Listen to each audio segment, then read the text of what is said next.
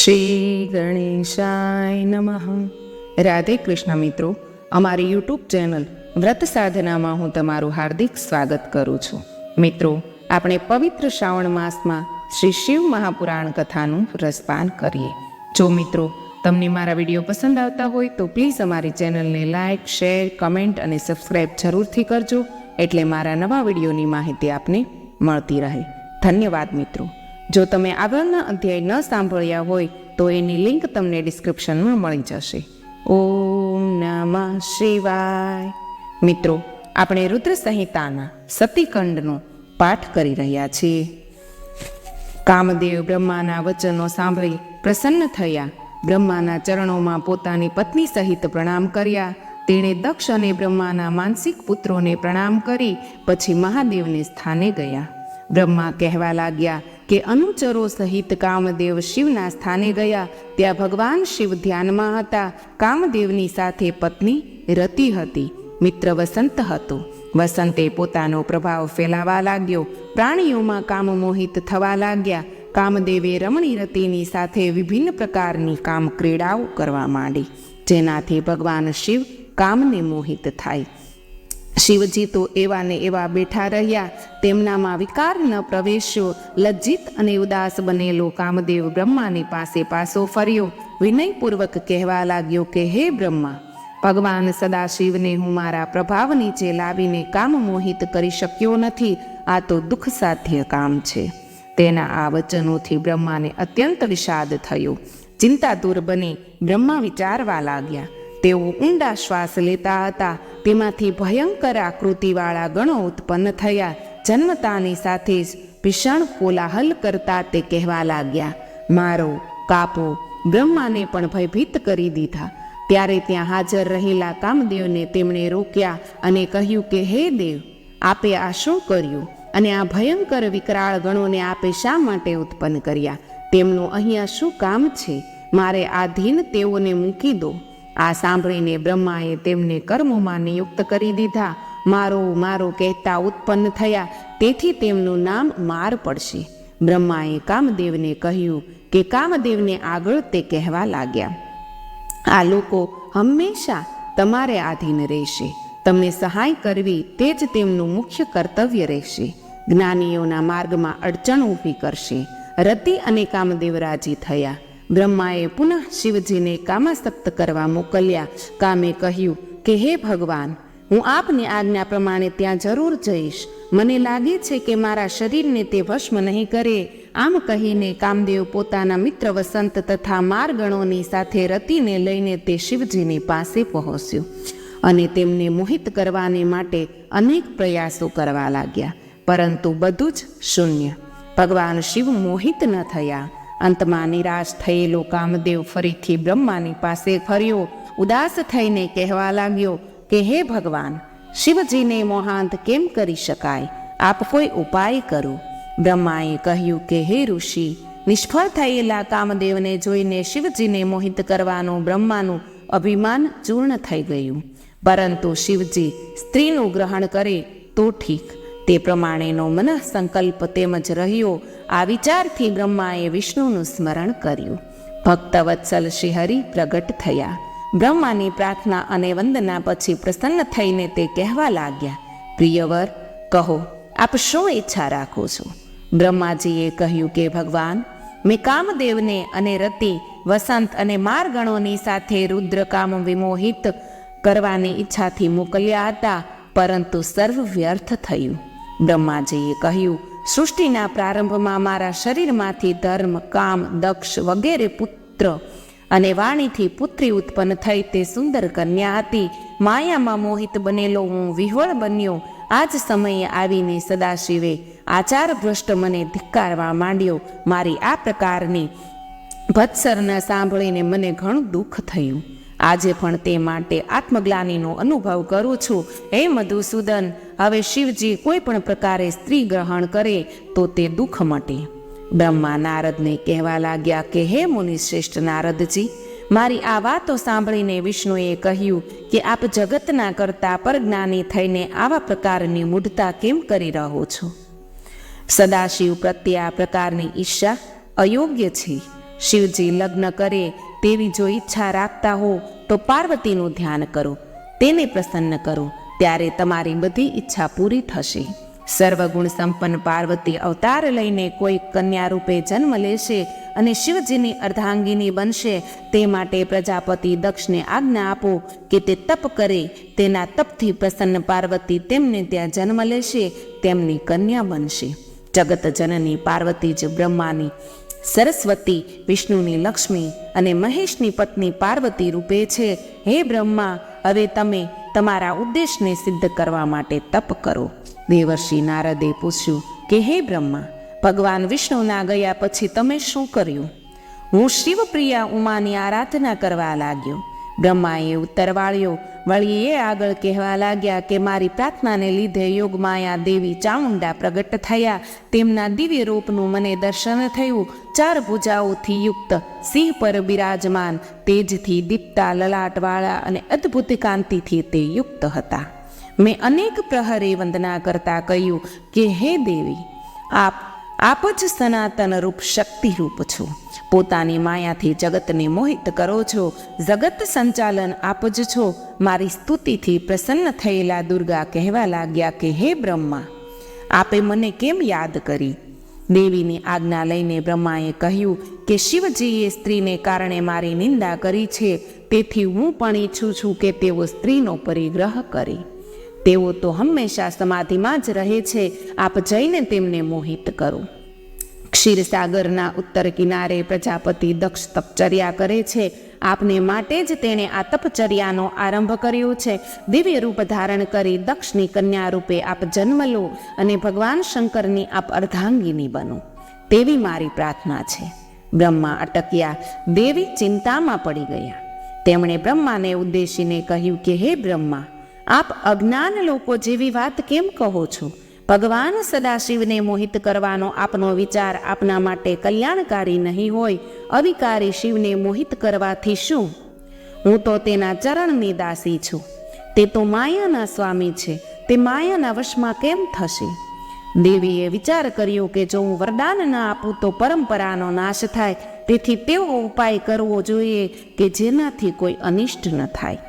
તેમણે શિવજીના ચરણ કમળનું ધ્યાન કર્યું. ધ્યાન દ્વારા જ આજ્ઞા મેળવી દેવી કહેવા લાગ્યા કે હે બ્રહ્મા, તમારું આ કથન સત્ય છે કે સદાશિવને મોહિત કરનાર કોઈ નથી. સ્વયં મારામાં આ શક્તિ નથી, પરંતુ હું તેના માટે જરૂર પ્રયાસ કરીશ. હું સતીનું રૂપ ધારણ કરીશ, તેમની આજ્ઞા પ્રમાણે વર્તીશ. આવું કહીને દેવી અંતર ધ્યાન થઈ ગયા. જગત માતા શિવનું નારદે સાંભળ્યું અને સાંભળ્યા બાદ નારદને તે ચરિત્રને આગળ સાંભળવાની ઈચ્છા થઈ. નારદે તે માટે બ્રહ્માજીને વિનંતી કરી. ત્યારે બ્રહ્માએ કહ્યું કે 3000 વર્ષો સુધી વ્રતી દક્ષે તપ કર્યું, જેનાથી જગતજનની દુર્ગાનો સાક્ષાત્કાર તેમને પ્રગટ થયો.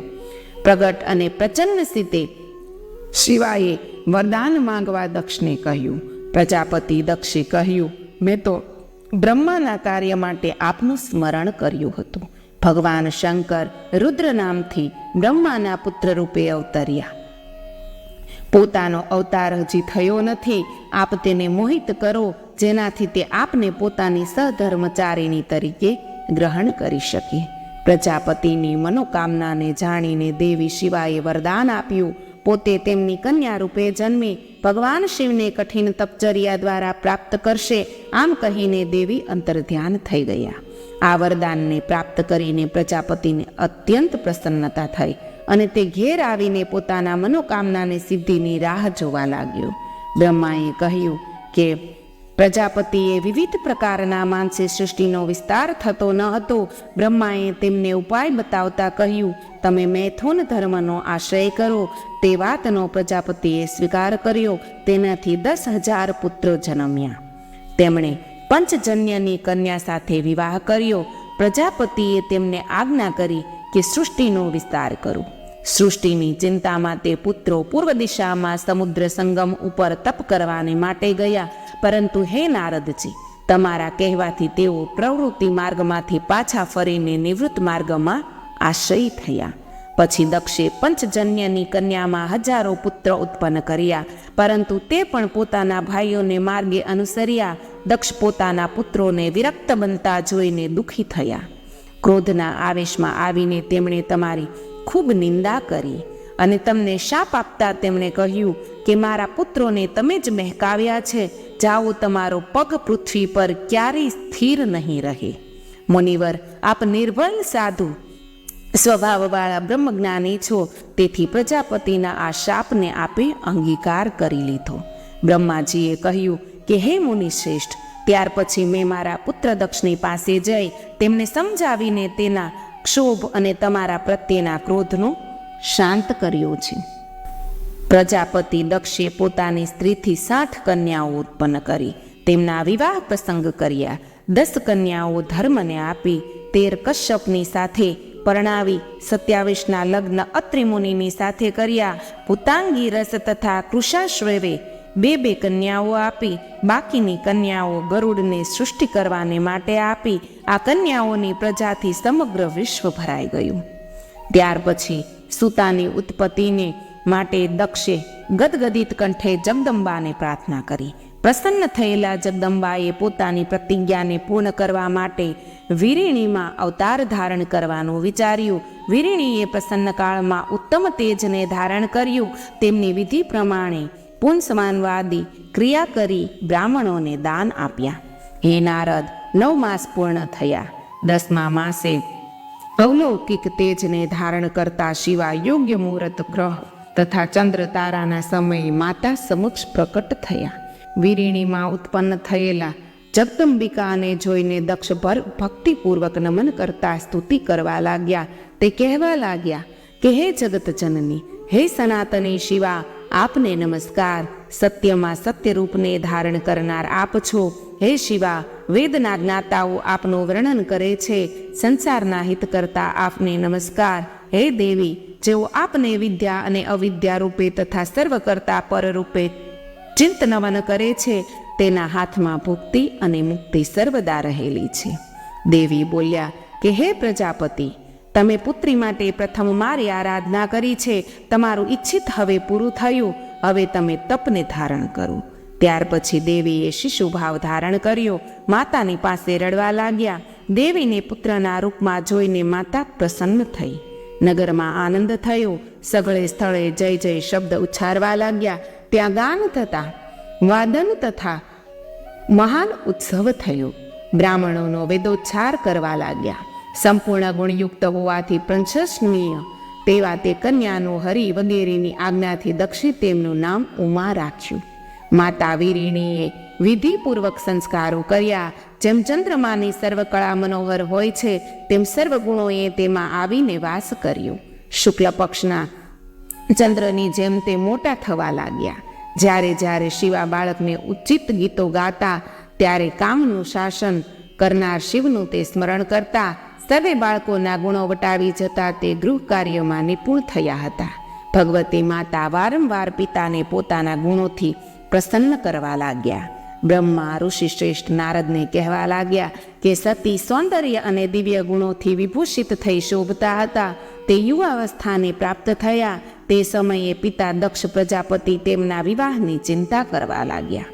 સતી પિતાના મનના ભાવોને પામી ગયા. શિવજીને પ્રાપ્ત કરવા માટે ઈચ્છા વ્યક્ત કરતા તેમણે તપને માટે માતાની આજ્ઞા માંગી અને ઘરમાં જ પૂજાની વ્યવસ્થા કરી. આસો માસની નંદા તિથિએ ગોળ, ચોખા અને મીઠા વડે સતીએ શંકરનું પૂજન આરંભ્યું. કાર્તિક માસની 14ના દિવસે ખીર તથા પૂડા વડે, માક્ષર માસના કૃષ્ણ પક્ષમાં અષ્ટમીના જવ, તલ, ચોખા વડે, પોષ સુદ સાતમની રાત્રે જાગરણ સાથે ખીચડીથી પ્રાતઃકાળે, માઘ માસની પૂનમે રાત્રિ જાગરણ સાથે ભીના વસ્ત્રે નદી કિનારે અને ફાગણ વદ 14ની રાત્રિએ શેલુષ બિલ્વના ફળ વડે, ચૈત્ર સુદ દશમના દિવસે તથા રાત્રિએ શિવનું સ્મરણ કરતા શિવારાધના કરવા લાગ્યા.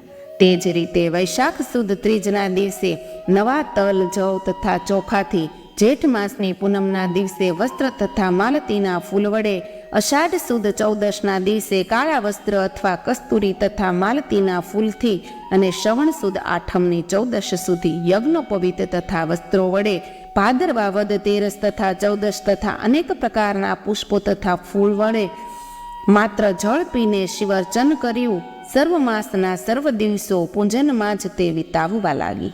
ઉમા અનન્ય ભાવથી ભગવાન શંકરનું આરાધના કરવા લાગ્યા. તેની અનુપમ ભક્તિને લીધે બ્રહ્મા, વિષ્ણુ અને અન્ય દેવતાઓ તેની પાસે પહોંચ્યા. તેની આરાધના જોઈ તે દિંગ બની ગયા. પછી શિવજીની સેવામાં બ્રહ્મા વગેરે દેવો કૈલાસ પહોંચ્યા. બ્રહ્માજીએ કહ્યું કે શિવજીની પાસે પહોંચી તમે બધાએ હાથ જોડીને સ્તુતિ કરી. ત્યારે પ્રસન્ન થઈને સર્વેશ્વર શિવે અમારા આગમનનો અભિપ્રાય પૂછ્યો.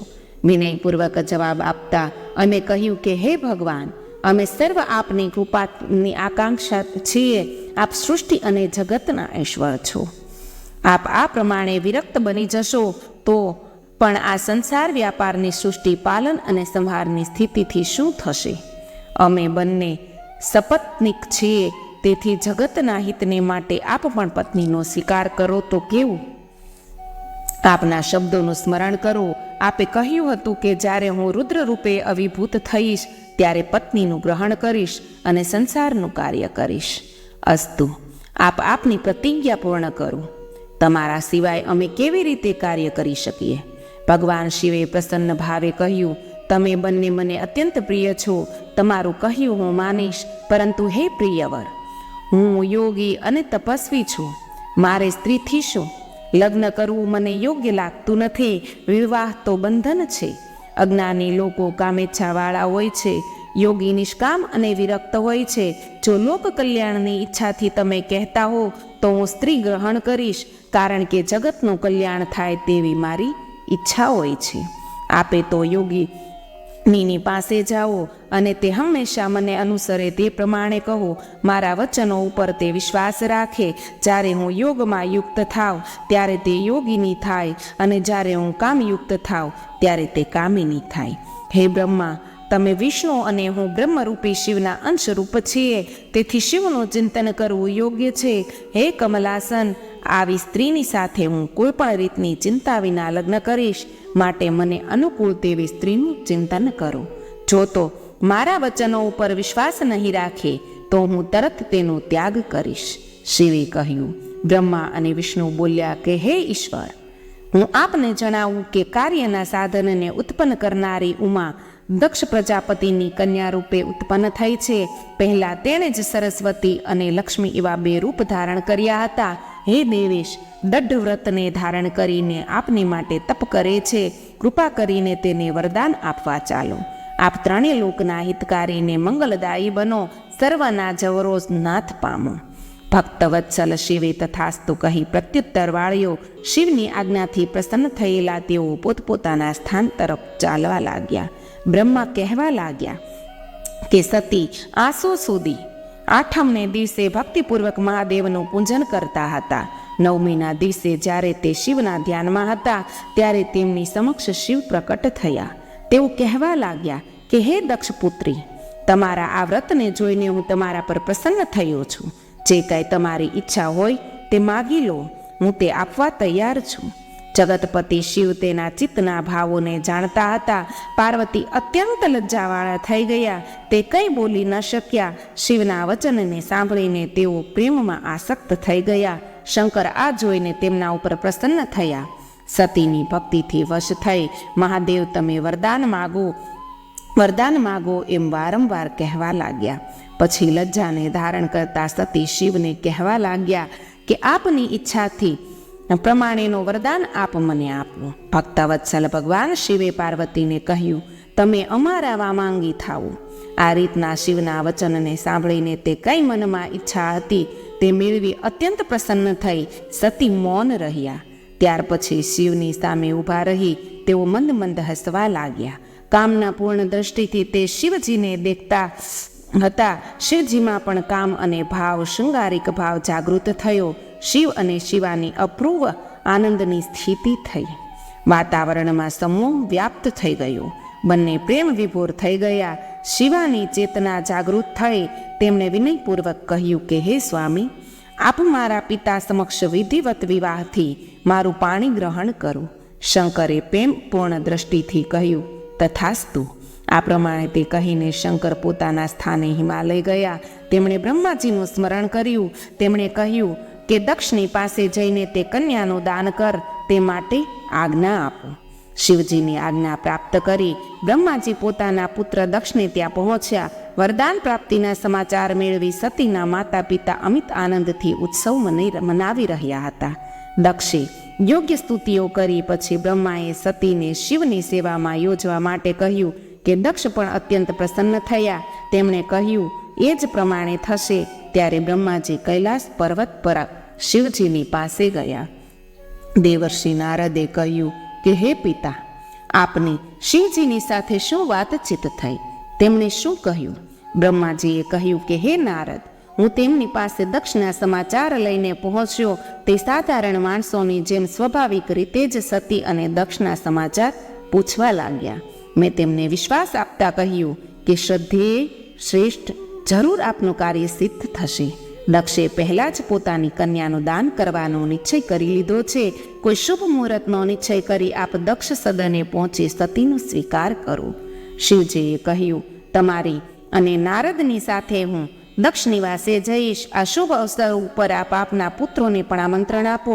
આ પ્રમાણે તેમના કહેવાથી મેં મારા મરીચી વગેરે પુત્રોનું સ્મરણ કરી તેમને બોલાવી લીધા. સાથે જ શિવજીએ ભગવાન વિષ્ણુનું સ્મરણ કર્યું. તે જ સમયે લક્ષ્મી સહિત ભગવાન ત્યાં ગરુડારૂઢ થઈને પધાર્યા. ચૈત્ર સુદ 13ને રવિવારના દિવસે ફાલ્ગુની નક્ષત્રમાં હર્ષોલ્લાસ સાથે યાત્રાનો આરંભ થયો. જાનની શોભાનું વર્ણન કેવી રીતે કરી શકાય?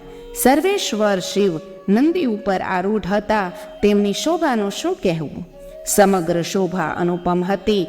પ્રસન્ન પ્રજાપતિ દક્ષે બધાનો સ્વાગત સત્કાર કર્યો. શુભ મુહૂર્તે શિવે શિવાની સાથે લગ્ન કર્યા. બધાએ અસીમ હર્ષોલ્લાસથી મંગલ કામના વ્યક્ત કરી. કન્યાદાન પછી દક્ષે શિવનું ઘણું જ દહેજ આપ્યું. બ્રાહ્મણોને ધન આપ્યું. ત્યારે લક્ષ્મી સહિત વિષ્ણુ શિવની પાસે આવ્યા અને કહેવા લાગ્યા કે હે મહાદેવજી, આપ સંપૂર્ણ બ્રહ્માંડોના પિતા અને સતી સર્વની માતા છે. તેથી આ સતી રૂપ શક્તિથી દેવતાઓ, મનુષ્યો અને સજ્જનોનું કલ્યાણ કરો. ત્યારે શિવજીએ હસીને કહ્યું કે તથાસ્તુ. વિષ્ણુએ આ સાંભળ્યું. તેઓ પોતાના સ્થાને ચાલ્યા ગયા. ત્યાર પછી સતી અને શિવે અગ્નિની પ્રદક્ષિણા કરી. નૃત્ય ગીતથી અદ્ભુત મહોત્સવ થયો. શિવજીની માયાએ દેવતાઓ, મનુષ્યો, રાક્ષસો સહિત સંપૂર્ણ વિશ્વને મોહિત કરી દીધું. બ્રહ્માએ કહ્યું, હું પણ મોહિત થયો. લગ્ન સમયે દક્ષપુત્રી સતીના મુખનું દર્શન કરવાની મને કામના થઈ.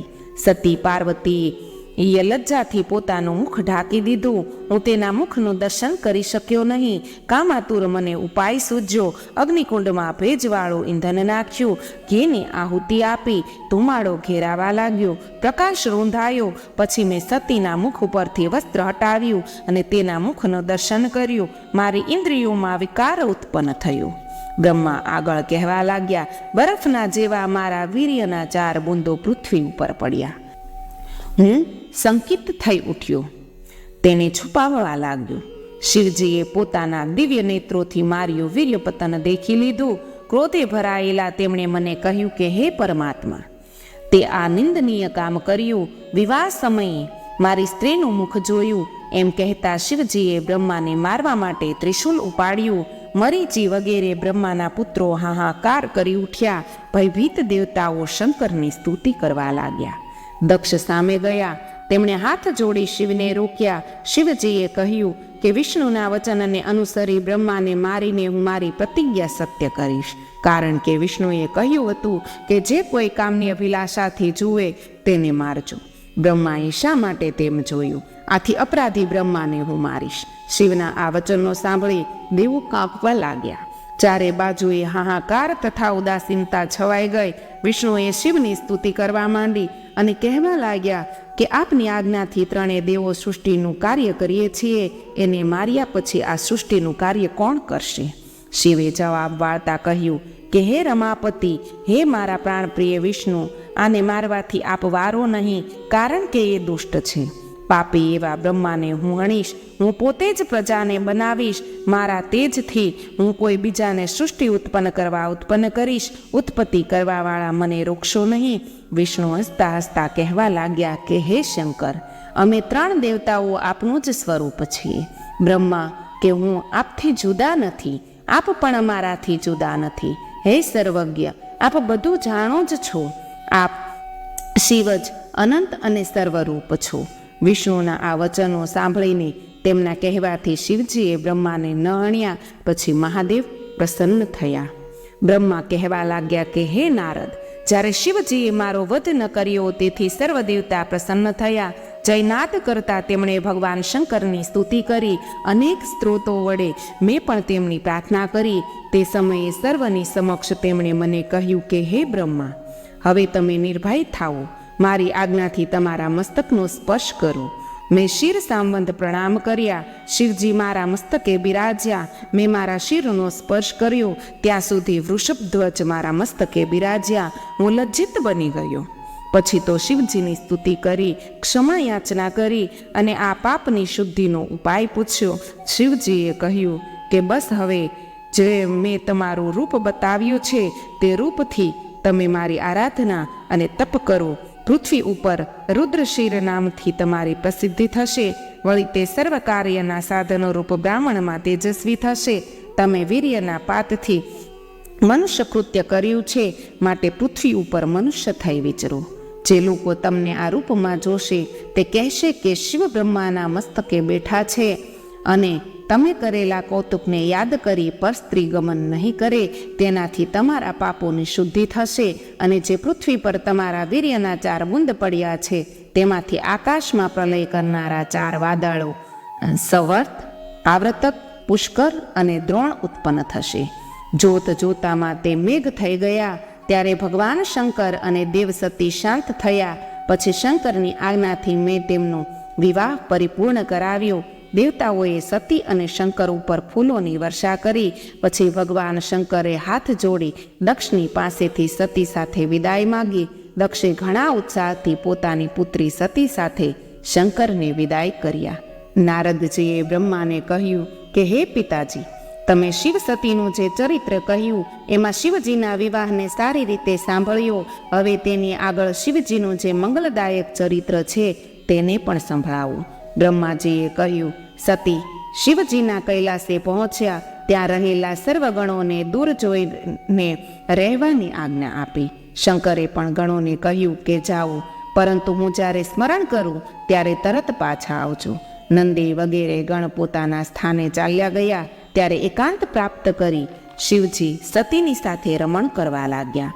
ક્યારેક તેઓ સતીની પુષ્પોની સુંદર માલા પહેરાવતા, તો ક્યારેક સતી દર્પણમાં મુખ દર્શન કરતી ત્યારે શિવજી તરત જ પાછળ આવીને ઊભા રહેતા. સતીના કહેવા છતાં પણ તે તેના કુંડલોને હાથથી સ્પર્શ કરતા. શંકર ક્યારેય પણ દૂર ન જતા. છુપાઈને આવીને સતીની પાછળ ઊભા થઈ જતા. ભયથી ચકિત સતીને આલિંગન, ક્યારેક મનોહર પુષ્પોનો હાર બનાવી પ્રિયાનું આભૂષણ બનાવતા, અને ક્યારેક રમણીય પર્વત કુંજોમાં પોતાની પ્રિયા સાથે વિહાર કરતા. સતીનો એક ક્ષણનો વિયોગ પણ શંકર માટે સહન કરી શકાય તેવો ન હતો. આ રીતે કૈલાસની કુંજોમાં વિહાર કરતા શિવ અને શિવા આનંદપૂર્વક વિચરવા લાગ્યા. શિવના આ આનંદ વિહારમાં 25 વર્ષ પસાર થઈ ગયા. મિત્રો, અહીં રુદ્ર સંહિતાના સતીખંડના 10 થી 21 અધ્યાય સમાપ્ત થાય છે. ધન્યવાદ.